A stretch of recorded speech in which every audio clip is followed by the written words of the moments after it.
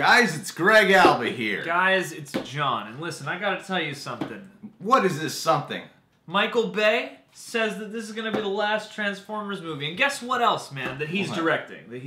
Guess what else, though? What? Daniel DayLewis just said he's gonna retire from acting. Or his representation said he's gonna retire from acting. So the title might have made you think that we thought Michael Bay was also retiring. I just wanted to see who stood around for 15 more seconds to realize that we meant retiring from directing the Transformers movies. Oh, I'm sorry. I didn't mean to ruin your operation, Rich. No, John, you didn't. You didn't, my friend. Oh, no, thanks. you helped make it all clear for everyone. Okay, so yeah, Michael Bay retiring from directing Transformers movies. Let's talk about that for a second. Let's address this situation. Bullshit. Bullshit. Total bullshit. Ricola. Can you smell Michael Bay? He smells like bullshit. It's good. He ain't retiring he ain't stopping directing these Transformers movies. How many freaking times has this guy said that? Hell no. I feel like, He's at like this the Michael point, Jordan of freaking directing Transformers. I feel like now he just says it just to see like if they'll offer him a bit more money or something. That's the only reason he says it. He's smart. This guy's smart. He makes movies that will produce cool-ass trailers so we all go, maybe this time Michael Bay put his fucking ego down and was like, you know what? I'm going to listen to some constructive criticism about my films, and I'm going to make a good movie this time. And then they give you this like epic, moving trailer that doesn't reveal how awful its sense of humor is. Yeah. You think it's about going to have, oh, let's put like Mark Wahlberg on there. He's a respected actor. Trailers are always great. Always great, and then he makes dumb, big movies that make over $1 billion somehow. It's our fault Michael Bay's still around and doesn't ever quit. He will quit when we stop watching his damn Transformers movies. When the world stops. The movies will get better when they bring in another director who can actually make something worth watching out of one of these films. But that's the thing, is maybe he doesn't have to quit because like it is a weird franchise because every time it just gets bigger and despite the fact that the response just gets worse. Yeah. I think he just says it for marketing reasons. I think it gets people to like want to see the movie. Think about it. You hear, oh, the guy I gotta see it. It's his last movie. Yeah, it's Michael Bay's last movie. He's gonna bring his A game.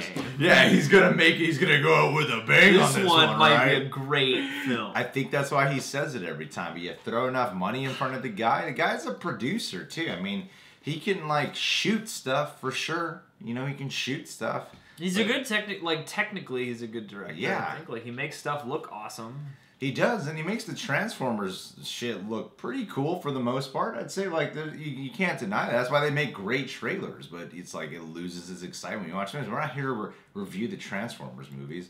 We're here to say that Michael Bay is full of shit. This is not the time he's gonna retire. He won't. If this movie does well, they're gonna wave more money in front of him. You know what really annoyed me when he like picked up Age of Extinction, or was that the one, the fourth one? When he picked that one back up, he said something along the lines of, "I didn't want anyone else to mess this up," or something, as if he made like great films to begin with. I mean, they are epics. And this guy's ego driven. If there's anything anyone across the board has told me who have worked with Michael Bay personally, or people who talk about Michael Bay in interviews sometimes, the stories of the man are not they're all consistent. He's a very ego driven guy, and I don't think that's why I think he doesn't listen to criticism from movies. I just don't think he listens to, you know, what people have to say about his Transformers films, and then he keeps returning because they're gonna pay him a lot of money, and what the hell not.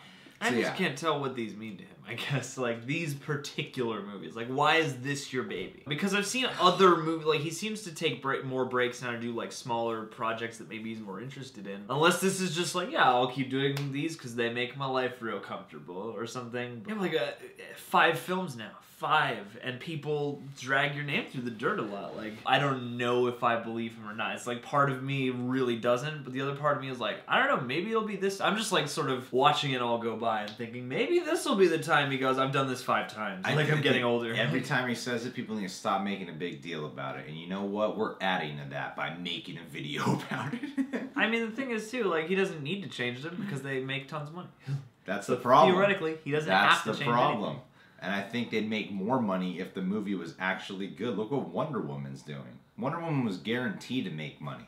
It's guaranteed. Yeah. But because it's such a good movie, it keeps breaking box office records for a reason. Yeah, it's got repeat value. Yeah, exactly. Because people will tune in and watch it again. And more people who lost interest in it will now go check it out. Well, and I feel like Transformers movies, they're theater-based experiences. Yeah. That helps. Whatever. But anyway, Daniel Day-Lewis, him actually retiring, I could believe that. I know many people have probably said it as actors and actresses that they're retiring and they actually do it. Yeah. In my lifetime of hearing of an actor I really knew of retiring, the only one I know who's stuck to his guns on that is Sean Connery. He's the only one who hasn't come out. He did. He came back in that animated Scottish movie, Sir Billy, a couple of years ago. He did the lead character. What? A voiceover, yeah. Yeah, it's real. Like, yeah, he did it. It was only a voice performance, but it's a... Well, Sean Connery's a fucking liar. He did do it. Because it was that weird moment of, like, nobody totally noticed, but some people did. They're like, oh, I guess it's just because it's from Scotland. Okay, well, in front of the camera, he hasn't returned. Yeah. Okay, we got to give him that. We got to give him that. It seems pretty permanent. Well, Daniel Day-Lewis, he did retire. He was retired for a few years.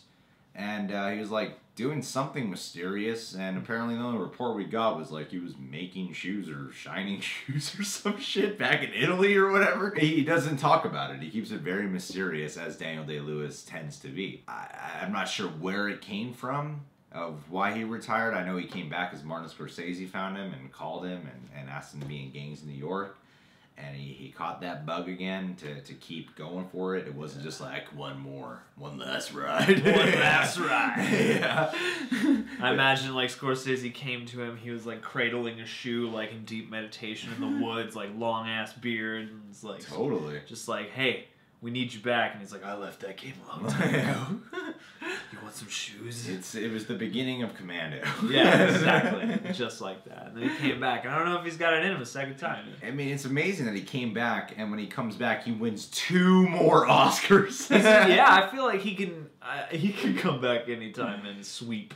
Yeah, I think it would be cool if he retires because he develops some type of split personality disorder where he really turns into all these characters. James McAvoy from Split, but it's all the Daniel Day-Lewis characters he's playing. Yeah, or just like, I imagine like each time he retires, he goes through that scene from Tropic Thunder. Yeah. Like Robert Downey Jr.'s coming out of layer after layer of makeup and like taking on different voices and mannerisms. It's like creepy. I mean, I have my speculations as to why a guy like that might want to retire.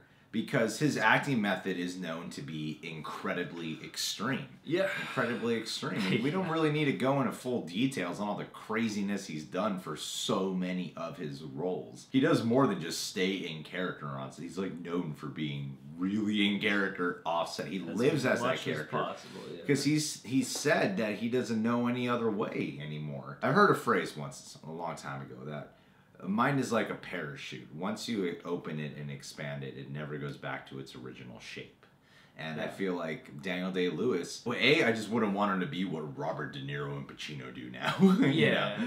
Showing up where for they're stuff. just not giving it their all. And Day-Lewis, he's not the kind of guy to half-ass something. He's gonna go full on into character for it, on and on. He wants to feel like this the life. When he did In the Name of Our Father, he went to prison for a few weeks, and he said like, yeah, because he just knew no other way to like really know what it's like to be in prison. Yeah. He doesn't rely enough on his imagination. He's like, it needs to be as real as possible. This is the only way I'm going to give you guys a good performance. Yeah. And maybe Day-Lewis is at a point in his life where, I mean, that just sounds mentally and emotionally draining, exhausting. And maybe he wants to get to know himself after all these years. Yeah, maybe he just what's wants it like to to just be me? You know? Maybe that's the thing. Maybe when he goes off and does things in private, he doesn't want to tell anybody because he doesn't know what they are either. Yeah. I mean, if he retires, I mean, good for him. It's sad because he's arguably, by many would argue, that he's the best actor ever because he never had that downslip, you know? He was always making an impression. I used to say Pacino, Nero, Depp. Yeah, put him in that category. Best actors ever. I would say that. And then after, you know, they start doing these, like, phoning it in, cashing in the money, getting that check, and half-ass performances. Same. Where's the passion? I just don't say they're the best. I say they still have some of the best performances ever, but best actor ever? No, I can't really give him that. But Daniel Day-Lewis, I mean, he retired one time on a great note.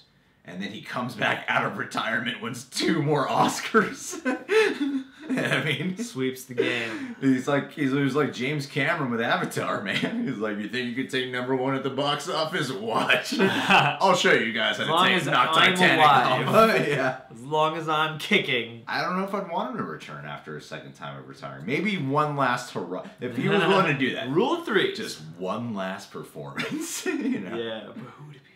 Then he dies when he gives his Oscar speech for that one. Yes. And it'll be Scorsese's last picture by John Wilkes. Or he should retire and come back for one last hurrah in like a Farrelly Brothers comedy. I've always wanted him to do like a screwball comedy just to see what his method would be with that, you know, because it would be fascinating no matter what. Should come back to just host SNL. It's the one thing I didn't get to do in my career. You have to find a way to make this all one character with split personalities so he could stay in character the entire time. It took him 6 months to prepare for his guest appearance on SNL. 1 week like everyone else? No. You get 6 months for these sketches. No. See, he's going to retire so that he can work for, you know, how many sketches are in a show roughly? Like, you know, 10, 40, 50 years. Each one of those is going to take a couple of years. Yeah. So, you know, prepare for it to properly oscillate between. Yeah. You know, season 60 of SNL. He was really like the one Peter Jackson was gunning for to be Aragorn. Really? Yeah. I think he would have hated his life. I think he would have hated his life. Yeah. I was in character for 4 years. Why would Peter Jackson wish that upon him? It's like, you know he's going to do that. You know it's going to be special, but oh man. Oh man, I feel sorry for him. You'd have to like really go through heavy treatment to like find himself. Get a guy with commitment, but not that much. My conclusion, Michael Bay is full of shit. He will return as long as this movie makes a shit ton of money over in China. I'm sure there's a way. Yeah, it's one of those stories where like there will always be a way for him to return to that. And Daniel Day-Lewis is his main thing, his main passion, is like what defines him so much is being an actor. It's more than just a job or a gig to him. So I feel like, yeah, he'll take a few years off, but I wouldn't be surprised if he came back around.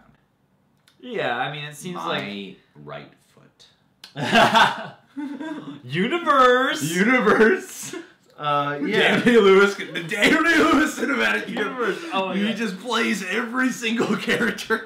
The greatest film of all time. Oh, and we can get Terrence Malick to make. Yeah, I think I don't know. Like I feel like I've been thinking about this lately with the whole Steven Soderbergh thing. Like I feel like any creative person there's a good chance you'll try it again at some point. But you take enough time off from that. Yeah. I just gotta imagine if you have the bug, you'll probably find yourself itching for it again. You know, like Johnny Depp doesn't seem like the kind of guy who loves acting, and like especially if you hear him in interviews and stuff. So if he comes out one day where he like paid off all his debts, and he's like, "I'm retiring," I believe him. I totally believe him. Like, yeah, he's been saying for the longest time he just does this for the money. I totally believe him. But someone like Daniel Day-Lewis, I can see you coming back. It's not. It's more than just a job. The right project. Like that's a guy where it'll always just be the right project. Yeah, you know. Hey guys, Mel Gibson has given me an order. Subscribe to The Real Rejects. Boop. That notification bell. Yeah. Dat John Humphrey is on Instagram and Twitter. Twitter. He's also the social media manager of Blumhouse.com. Also, Celebration of all things scary. Go check out our exclusive perks and video content over at Patreon.com/TheRealRejects.